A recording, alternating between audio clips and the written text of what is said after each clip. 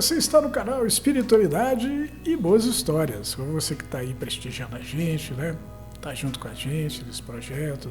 Fica aqui o nosso abraço, nosso agradecimento, né?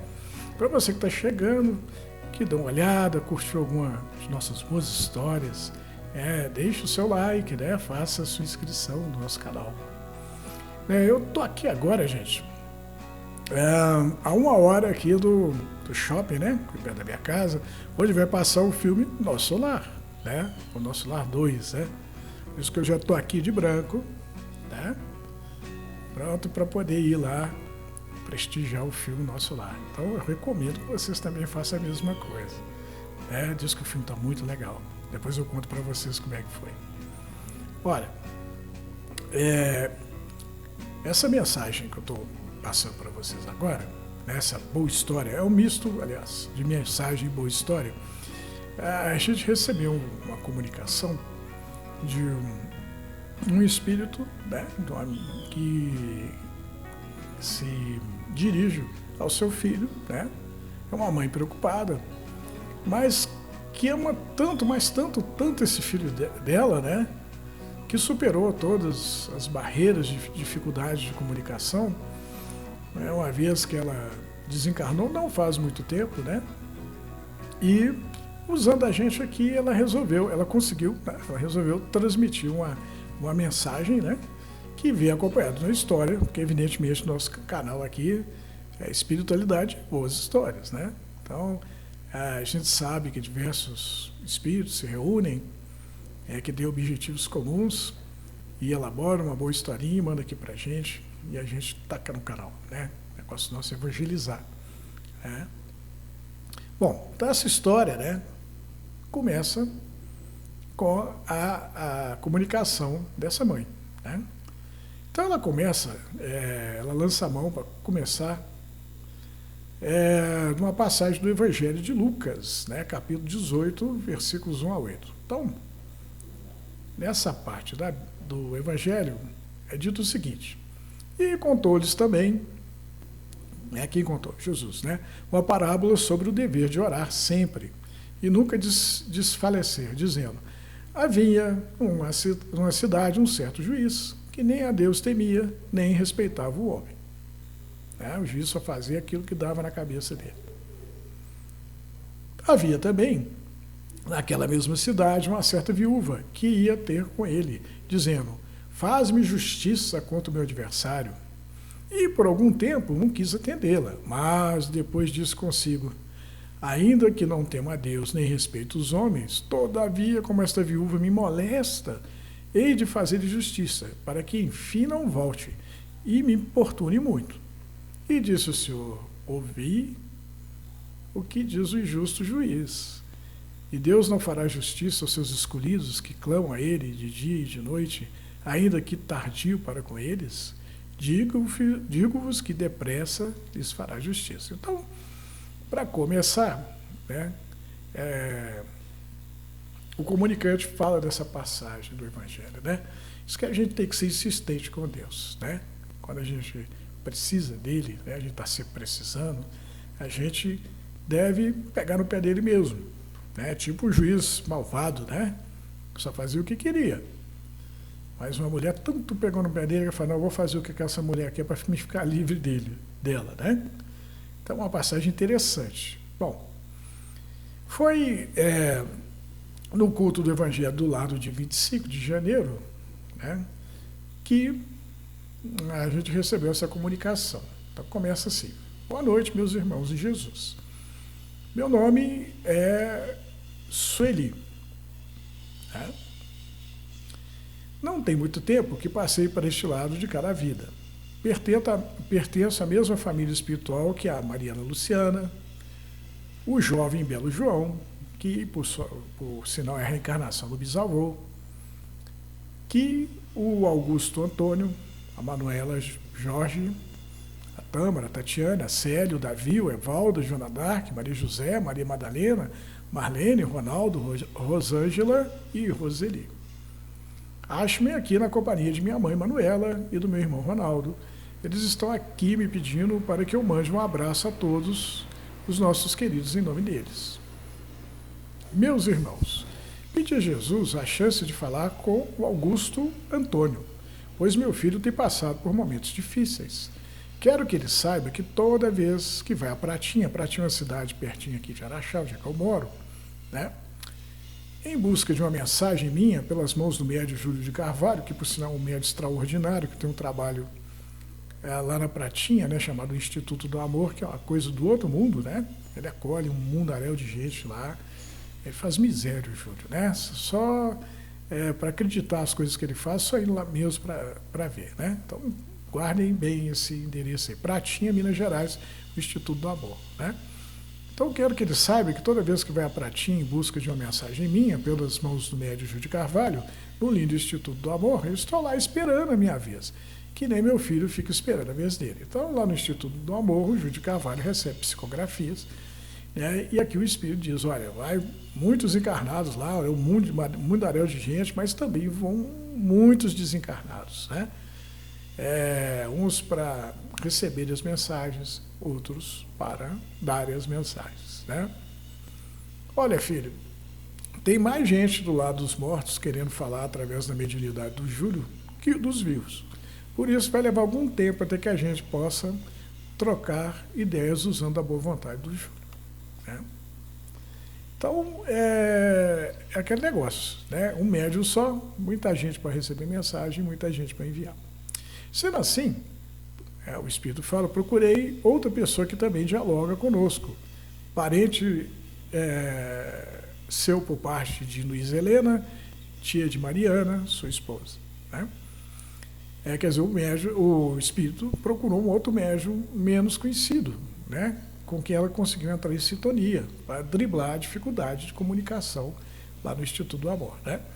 Você pode dizer que o Júlio é um celular de última geração, cheio de recursos, e que o mediador que está prestando esse serviço é um velho rádio cheio de chiados, que a toda hora você tem que regular para poder entender a voz que está saindo dele.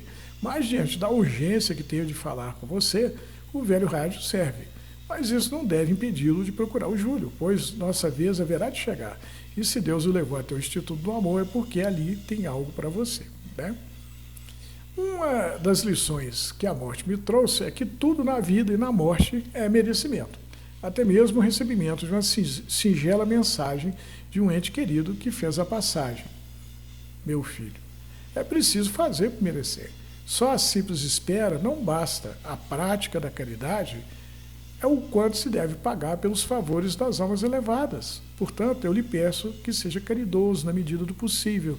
Sempre ajude quando puder. Lembre que o mundo está cheio de necessitados, de todos os tipos de necessidades. Bom, então a gente, voltando lá no Evangelho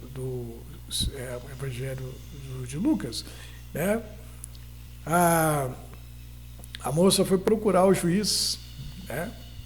E o Espírito aqui, ele meio, estou procurando o juiz, estou procurando, para que ele faça justiça comigo. Já fui lá no Instituto do Amor, tem muita gente na fila, rodei, achei aqui um filho de Deus que recebe minha mensagem, né? Não está grande coisa não, mas já resolve meu problema em parte. Bom, ela continua. Alguns carecem do pão que mata a fome do corpo, outros do pão que mata a fome da alma. O pão da solidariedade, sobre a forma da companhia fraterna que oferece a oportunidade do desabafo, da paciência, quando o nosso irmão que sofre acha em você alguém com quem falar, do abraço acolhedor que enche o coração falido e gelado de calor, da palavra de conforto que restaura o ânimo abatido, da oração que busca o apoio do Pai, para quem tudo é possível, Pai infinitamente bom e misericordioso. Não lhe peço, meu filho, para salvar o mundo, mas que simplesmente aceite que você é um jovem forte, cheio de vitalidade, passando por dificuldades no caminho, assim como todos passam em algum momento de suas vidas. Porém, olha ao redor, quantos não estão acamados, desenganados, sofrendo com o lento passar das horas em cima de uma cama de hospital? Inúmeros são os agoniados porque devem demais, porque não têm como pagar suas contas ou os seus filhos estão doentes. Muitos choram a falta dos que se foram, acreditando que nunca mais os verão. Contudo, você sabe que a vida é apenas uma breve passagem do espírito eterno pelo mundo da matéria, a fim de exercitar a virtude. para um dia ter a virtude como um hábito, o que fará com que o espírito mereça se sentar à mesa do grande banquete encabeçado pelo nosso Mestre Jesus. Você tem o conhecimento que pode diminuir o sofrimento dos ignorantes, devolver esperança aos que sofrem pela falta da pessoa amada, tem a força que falta para muitos de seus irmãos que esperam pela sua ajuda. Não pense que Deus o deserdou, pois Deus está ao seu lado, Ele te acompanha na pessoa da sua esposa e do seu filho, dos parentes que te amam, dos amigos que te querem bem. Deus compreende suas dificuldades, porém, que pai não quer que o filho cresça e vença as próprias lutas? Portanto, vamos trabalhar para Jesus, para que Jesus trabalhe por nós, mesmo que pouco possamos fazer pelo outro. Lembra que Jesus faz a maior parte e o resto é conosco. Faça a sua parte, meu filho, para que quando chegar a hora do acerto de contas com a vida, você não tenha que esmolar, igual a tantos que tenho visto por aqui, tendo feito por merecer a consideração daqueles que já se santificaram e se acham mais perto de Deus. Quero que tome para você as palavras do apóstolo Tiago, quando ele diz que feliz é um homem que persevera na provação, porque depois de aprovado receberá a coroa da vida, que Deus prometeu aos que o amam. O irmão que acolheu o nosso pedido, né, o médico que escreveu essa mensagem, só escreve histórias, né, aqui para o nosso canal, Espiritualidade, Boas Histórias. Então, ele nos pediu uma história como preço para receber nossa mensagem. Depois de pensar muito, pedimos ajuda aos nossos orientadores e eles permitiram que eu revelasse o nosso encontro, filho querido, na encarnação que tive antes de ser sua mãe, pois eles acreditam que essa revelação possa ser salutar para você, alargando o seu entendimento sobre o processo pelo qual está passando. Fique com Deus, meu filho. Boa noite e fique com Deus os amigos que estão prestigiando esta reunião em nome de Jesus. Bom, a mensagem termina com a breve oração, em que o Espírito comunicante fala o seguinte: Jesus, minha cruz está pesada, mas sei que com o exercício da caridade comigo, da caridade com minha família, da caridade com meus amigos e com o meu próximo, irei adquirir os músculos emocionais que necessito para suportá-la. Legal? Bom, aqui a gente começa a história, uma breve história, uma história pequena, né, que foi o preço dessa comunicação, que chama O Barão da Caridade. Augusto Antônio é um homem simples, que anda adoentado.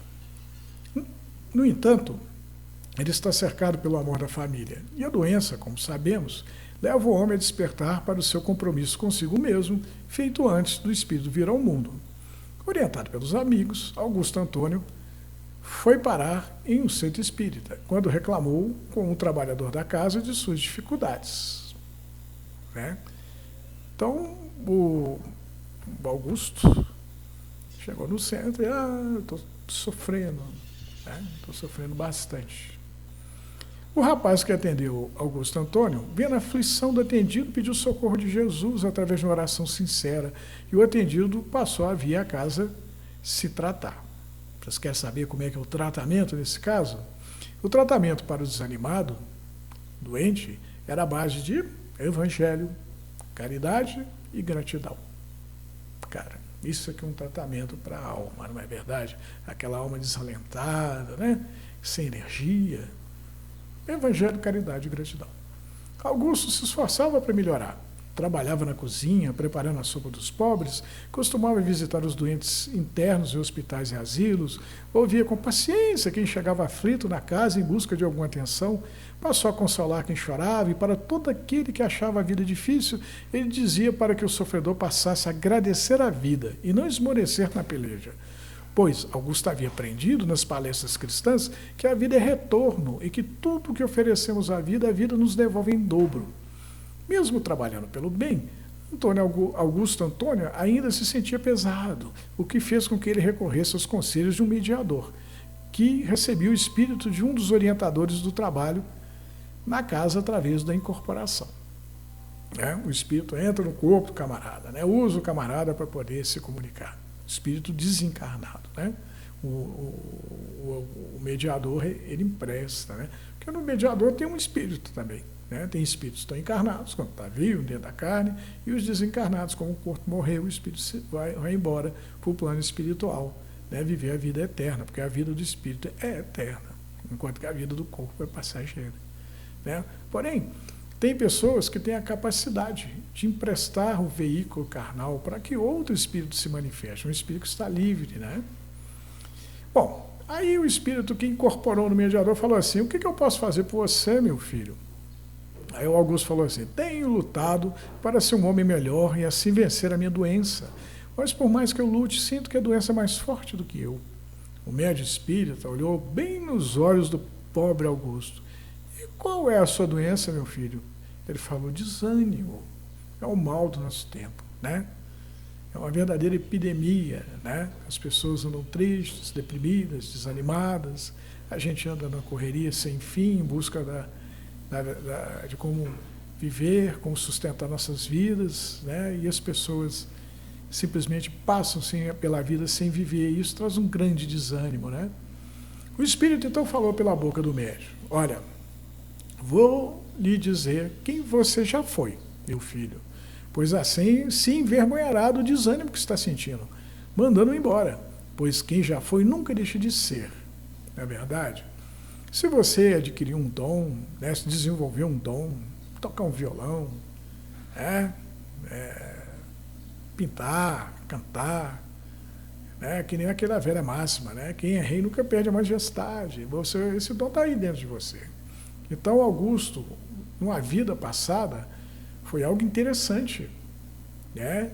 É por isso que o espírito que está falando com ele chega para ele e fala assim: eu vou te revelar seu passado, para você saber quem é que você já foi.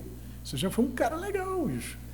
Né? Aí o Augusto vira para o espírito e fala o seguinte: e como sabe quem eu já fui? E o espírito responde: porque eu sou o espírito de um preto velho que viveu nas suas terras no século XIX. Augusto arregalou os olhos. O café fez de você um barão. Teve 10 filhos e suas terras eram lá para as bandas de Piracicaba, em São Paulo. Foi tanta coisa que você fez, meu filho, quando era um barão do café.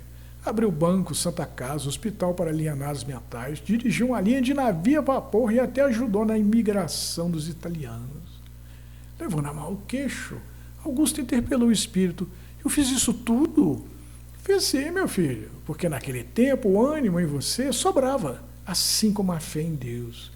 O mediador se aproximou de Augusto e colocou a mão em cima do peito dele, do lado do coração. O barão está aí dentro, meu filho. Está aí dentro. O barão está aí dentro. Só que ele não quer mais saber do que já conquistou, pois o que ele conquistou já é dele. Agora ele quer mais. Quer ser o barão da caridade, do amor e da tolerância. E ele conta com você para isso.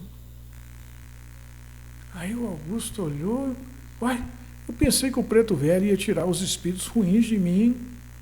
Ah, meu filho, Deus permitiu que os espíritos ruins estejam com você para serem convertidos em espíritos bons pelo seu bom exemplo. Ah, mas eu nunca fiz mal para ninguém.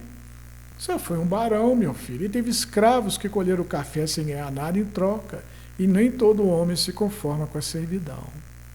Ah, então eu estou sendo perseguido pelos espíritos dos escravos que tive? Que culpa que tenho eu da escravidão? Ah, meu filho, é só fazer um pequeno esforço e se imaginar no lugar daquele que lhe serviu como escravo, que viveu sem liberdade, salário e direito de possuir coisa alguma, trabalhando de sol a sol para enriquecer o dono, e achará a resposta para a sua pergunta. Levando as duas mãos ao rosto, Augusto parecia inconformado. Eu não estou contando do seu passado, né, disse o preto velho, o espírito preto velho, para você por causa dos seus mal feitos, mas dos bem feitos, para que possa saber do bem que é capaz de fazer e do quão rico pode se tornar aos olhos de Deus. Já que ele tinha feito coisas extraordinárias, ele não perdeu os seus dons, suas capacidades. Elas estão lá dentro dele, latentes, né? Augusto saiu da presença do Espírito com novas ideias na cabeça, pois agora sabia que a felicidade só dependia dele mesmo, que o desânimo era normal, mas que a luta pela vida devia continuar a despeito dos débitos que ele tinha com a vida. pois ele estava cercado pelo amor de Deus na figura de seus familiares e tinha muita gente aguardando pela sua ajuda em nome de Jesus. Sendo assim, o negócio era assumir sua posição de mediador entre o divino amigo, né, Jesus, e aquele que procurasse o socorro de Augusto, e Augusto desse conta de ajudar. Vendo o trabalho na casa, Augusto sabia que nem sempre quem sofre precisa de grandes cuidados ou gastos, ou dispendiosos tratamentos ou cirurgias. Às vezes, uma palavra de ânimo só bastava para erguer o caído. Um gesto de apoio era tudo que separa o fracasso do sucesso. Um voto de confiança, o necessário para que o vencido se torne vencedor. Sentindo-se mais forte, capaz de enfrentar seus próprios fantasmas, Augusto saiu da casa certo que, a partir de então, ele não se deixaria desanimar, pois poucos são os trabalhadores e grande a colheita. Isso aí está no Evangelho de Jesus, segundo o apóstolo Lucas, capítulo 10, versículo 2.